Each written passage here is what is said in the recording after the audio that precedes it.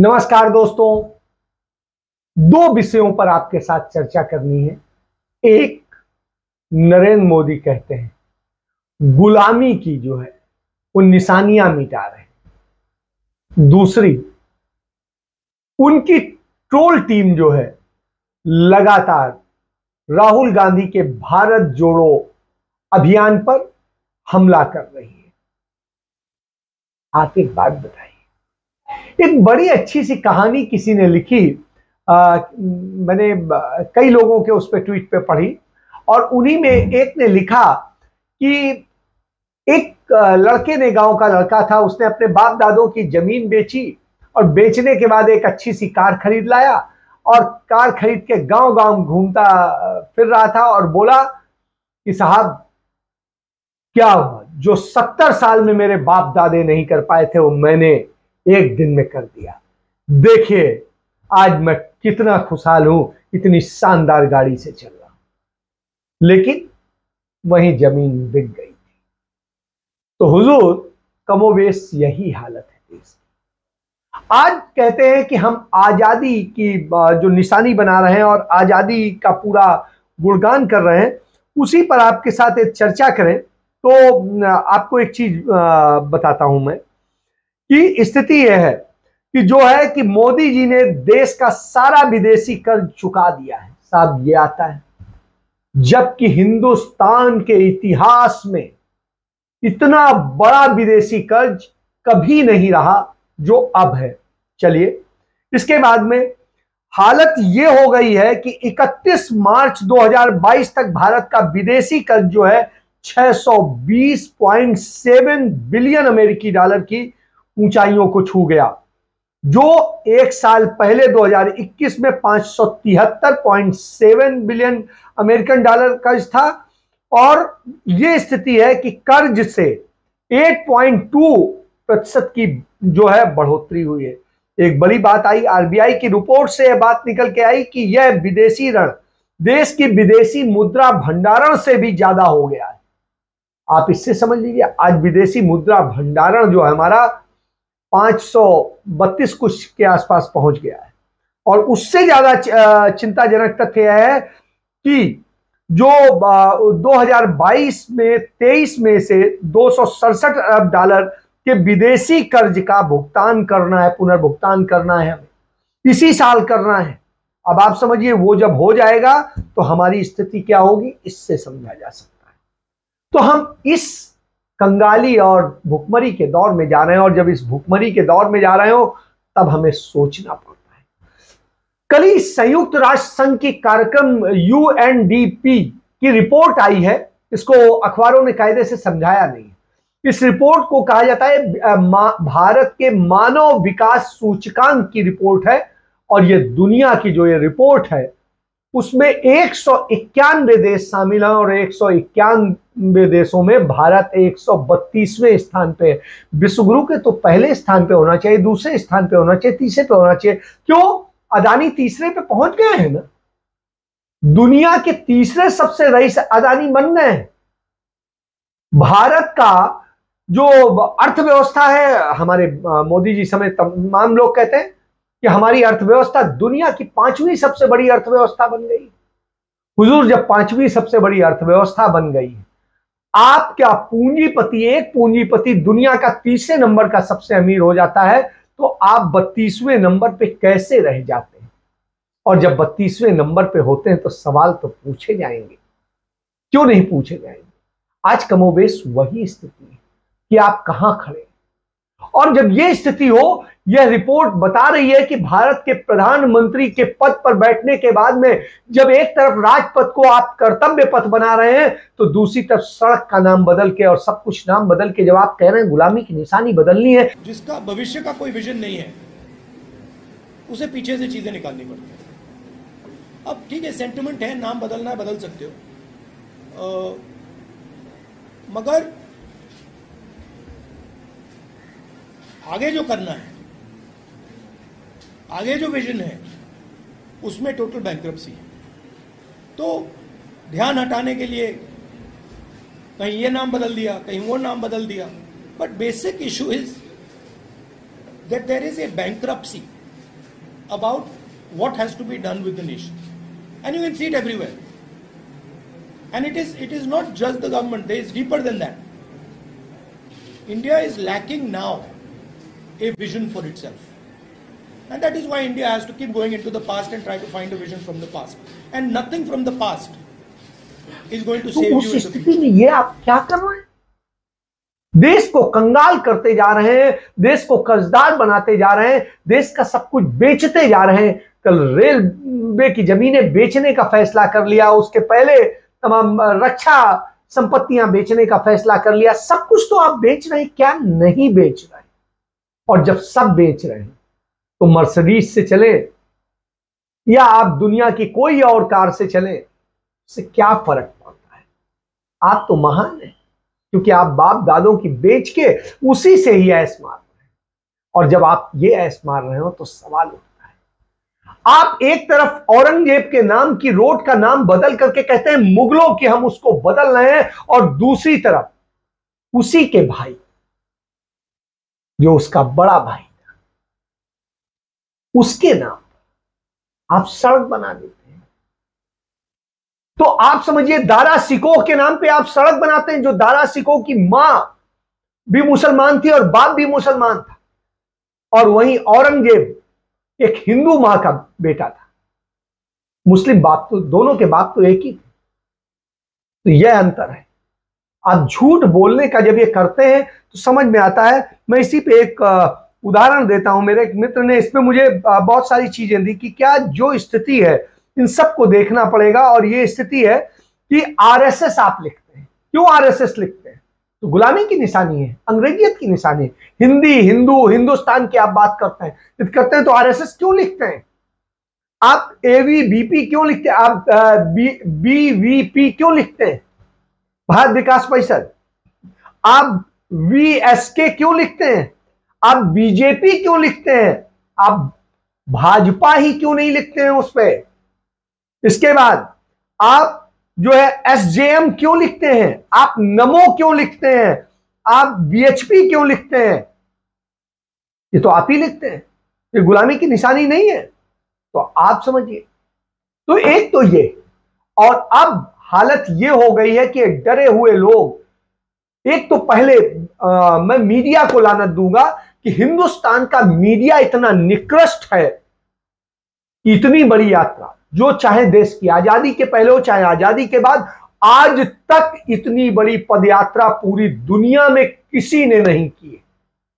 किसी भी राजनेता ने उतनी बड़ी पदयात्रा शुरू की है राहुल गांधी ने। आज तीसरा दिन, और तीसरे दिन उन्हें जो प्यार मिल रहा है, जो सहकार मिल रहा है, वो अपने आप में इतना बड़ा है कि उस पर आप यदि चर्चा करें। भारत यात्रा के दौरान उन्हें जो है, भारत जोड़ो यात्रा के दौरान जहां कहीं पर भी है लोग मिलते हैं, तमाम लोग थक जाते हैं साथ चलते चलते, लेकिन राहुल गांधी नहीं थकते।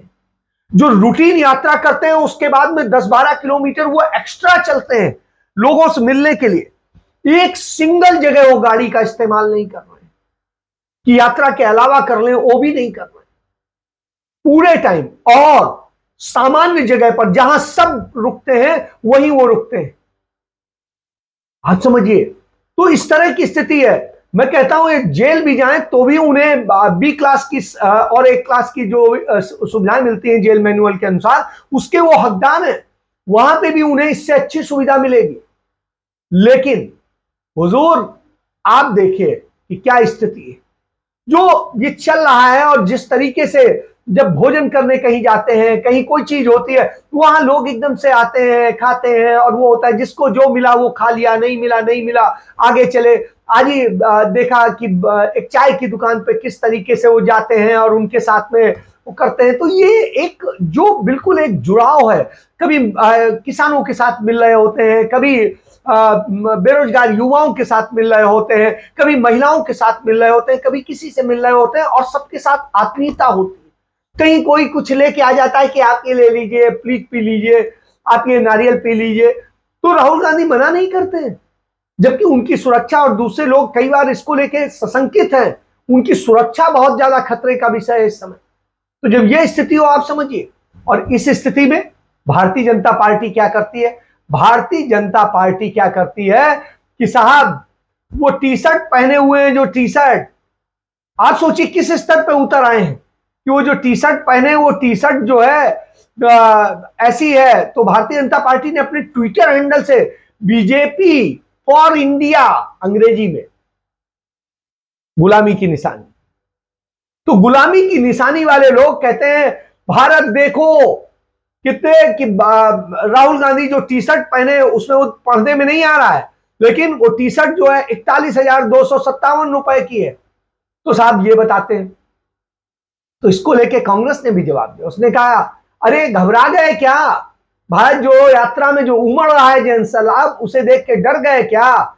मुद्दे की बात करो, बेरोजगारी की बात करो, महंगाई की बात करो, बाकी रही कपड़ों की बात तो उस पर भी कर लेंगे, 10 लाख के सूट पर भी चर्चा कर लेंगे, 1.5 लाख के चश्मे पर भी चर्चा कर लेंगे, और उस घड़ी पर भी चर्चा कर लेंगे जो स्विट्जरलैंड की आप घड़ी पहनते हैं, वो आप समझिए मोवाडो की, उस पर भी बात कर लेंगे, जर्मनी का जो पेन रखते हैं उस पर भी बात कर लेंगे, इटली के बुल्गारी का ब्रांड का जो आप पहनते हैं उस पर भी बात कर लेंगे, जर्मनी के ब्रांड का माय बैग भी देख लेंगे, और जिनकी कीमत बताने की जरूरत नहीं है वो तो आप ही पहनते हैं ना। तो मोदी जी ये आपका सच है और ये गुलामी का सच है, ये आपकी गुलामी का बिल्कुल जीता जागता सबूत कि आप एक भी चीजें इंडियन नहीं पहन रहे हैं, सारी बाहर की। एक दूसरी तरफ लोगों को कह रहे हैं स्वदेशी अपनाओ, आत्मनिर्भर बनो, और दूसरी तरफ आप क्या कर रहे हैं, खुद के चलने के लिए 12 करोड़ की मर्सिडीज से चलते हैं,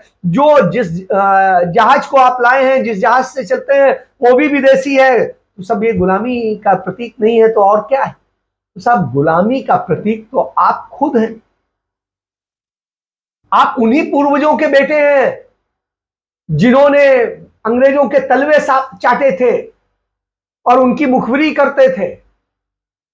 आप कोई महान क्रांतिकारी नहीं है, और आप दिखाते हैं क्या, आपका विज्ञापन क्या दिखाता है कि कांग्रेस के समय में ये गुलामी की निशानी था। ये कांग्रेस ने ही नाम बदला था, इंग्लिश नेम था, वहां के राजा को लेकर के किंग्सवे नेम था, और क्या किया, देश आजाद होने के बाद में नेहरू ने उसका नाम राजपथ रखा, प्योर हिंदी।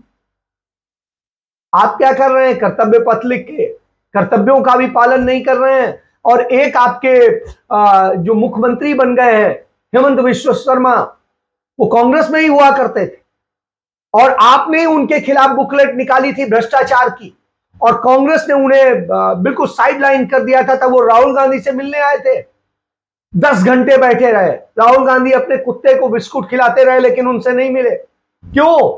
फिर भी वो इंतजार करते रहे, गिड़गिड़ाते रहे, मिला दो मिला दो। राहुल गांधी ने कहा नहीं, मैं किसी भ्रष्ट से नहीं मिलूंगा, और राहुल गांधी ने तो किनारा कर लिया। जिनके खिलाफ आपने बुकलेट निकाली थी उन्हें चीफ मिनिस्टर आपने बनाया है, किसी और ने नहीं बनाया है। तो ये आपका चरित्र है, अपने चरित्र को जान लीजिए, और इसके बाद जान लीजिए कि आपकी क्या हरकतें हैं।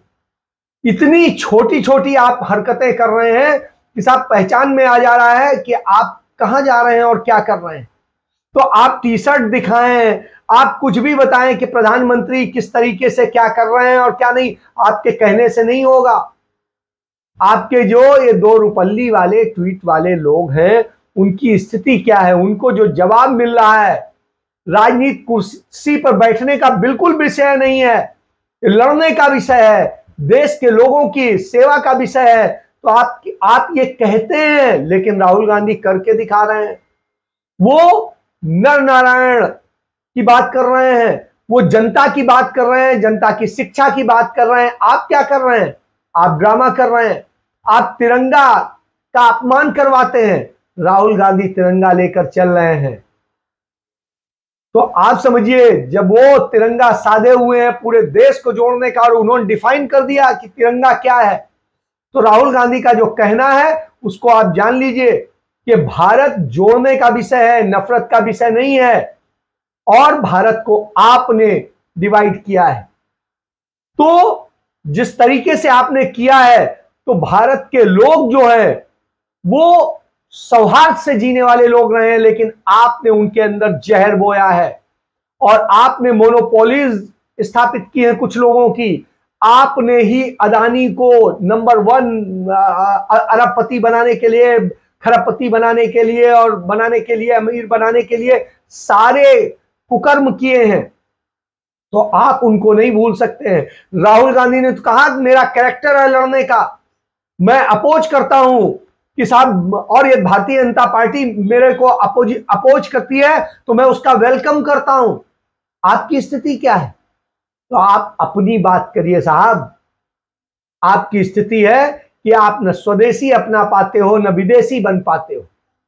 राहुल गांधी तो जाके पंचायतों में जाके उनके लोगों के साथ बैठते हैं, स्कूल में बच्चों से मिलते हैं और सड़क चलते, सड़क पर खुली दुकानों में चाय पीते हैं, वहां पर कुछ नाश्ता कर लेते हैं, वैसे करते हैं और चल रहे हैं, लगातार चल रहे हैं और चलेंगे। आप चल के दिखाना, तब पता चलेगा। तो यह स्थिति है, इसलिए सच को पहचानिए, नफरत मत घोलिए। हर एक व्यक्ति का, हर एक संगठन का ओपिनियन होता है।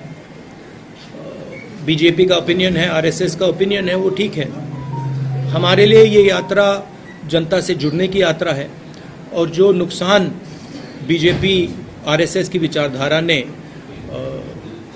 देश का किया है, जो देश को बांटा है, नफरत फैलाई है, उसके खिलाफ हमने ये यात्रा निकाली। आपने सिर्फ नफरत का काम किया है। भारतीय जनता पार्टी का चरित्र नफरत का है और राहुल गांधी का भारत जोड़ो का, और इसको लेकर राहुल गांधी बिल्कुल सही बताते हैं। आपको एक और चीज जाननी पड़ेगी, आप जिस तरीके से कर रहे हैं उससे देश बनता नहीं, बिगड़ता है। और राहुल गांधी तो उस परिवार से हैं जिस परिवार ने खरबों रुपए की अपनी संपत्ति इस देश को दान दे दी। और आप तो खुद कहते हैं कि आप भिखारी घर से निकले थे, तो जब आप भिखारी निकले थे तो आज आप राजा की तरह रह रहे हैं, तो लिया तो आपने है, राहुल गांधी ने तो दिया है, उनके परिवार ने दिया है, खानदान ने दिया है। संजय गांधी जब लेकर के आए थे, इंदिरा गांधी और संजय गांधी के नेतृत्व में मारुति आई थी, मारुति उनकी अपनी थी, अपनी कंपनी थी गांधी परिवार की। उन्होंने वो कंपनी इस देश को दे दी। आप दे सकते हैं? आज यदि उसकी कीमत देखें तो 2.66 लाख करोड़ होगी जाके, जितना आपने अदानी को लोन दे रखा है। तो आप समझिए उतनी सिर्फ उनकी संपत्ति थी, लेकिन जब देश की बात आई तो उन्होंने इस देश को दे दिया, इस देश को एक कंपनी दे दी और भारत सरकार इसको चलाती है। आप ये समझिए उनकी एक इच्छा थी कि हम कैसे इस देश के लोगों को सस्ती कार उपलब्ध कराएं, और उस जमाने में यह संभव नहीं था, तो ये करती है, ये गांधी परिवार है। आप उसके पांव की धोवन भी नहीं हो सकते। आप कैसे कहते हैं? तो आपकी हैसियत नहीं है। आप मत बोलिए बार बार। आप जो उनको कहते हैं सोशल मीडिया से लेके सब में जो आप बिल्कुल गाते हैं, तो साहब आपकी स्थिति यही है। और आप जब इन सारी स्थितियों को समझेंगे, जानेंगे, तो आप वास्तव में, तो आपको शर्म आनी चाहिए, आपको अपना चेहरा छिपाना चाहिए कि आप झूठ बोलते चले आए हैं और झूठ के बूते इस देश को आपने बर्बाद किया है। और जब बर्बाद किया हो तब फिर क्या कहेंगे? और राहुल गांधी की क्या है, वो कहीं पर भी भोजन कर ले रहे हैं, कहीं पर भी चल ले रहे हैं, कहीं पर कुछ और नहीं मांगते हैं। पत्रकार आ जाते हैं, कभी कोई आ जाता है और आकर के उनसे वो कहता है, कभी वो पदयात्रियों के साथ गोले में जाकर के जमीन में बैठ जाते हैं, कभी पदयात्री आपस में बैठ जाते हैं, कुछ आके गीत गाने लगते हैं, कभी कुछ होता है। तो यह है राहुल गांधी है। और राहुल गांधी लगातार चलते हैं, कहीं पे सब्जी मिल जाती है और चावल मिल जाता है, वो खा ले रहे हैं, कहीं पर कुछ मिल जा रहा है, खा ले रहे हैं। कोई बहुत बड़े रेस्टोरेंट में नहीं जा रहे हैं, तो आप ये समझ किसी होटल में नहीं सो रहे हैं, उसमें कंटेनर में सो रहे हैं, कंटेनर के साथ में ये स्थिति है। पैदल चलते हैं, कंटेनर में सोते हैं और लोगों से मिलते हैं। स्कूलों में, दूसरी जगह जो सार्वजनिक स्थान है, वहां पर जाकर के सारे नित्य कर्म होते हैं। तो ये स्थिति है। तमाम लोग थक जा रहे हैं, लेकिन वो नहीं थक जा रहे हैं। किसी वेणुगोपाल को देखे, इतना थक गए कि क्या करते, तो वो जाके एक बेंच में, बिल्कुल सादी सी बेंच पड़ी थी, उसी में जाके लेट जा रहे हैं, उसी पे सुस्ता ले रहे हैं। ये सादगी होती है, ये होती है महानता। वो सब छोटे लोग नहीं हैं, आपसे बहुत बड़े लोग, और आप जितने बड़े दिखाने की कोशिश करते हैं आप उतने ही छोटे। और यह आपके हर आचरण से, कथन से, चरित्र से, सबसे स्पष्ट परिलक्षित होता है।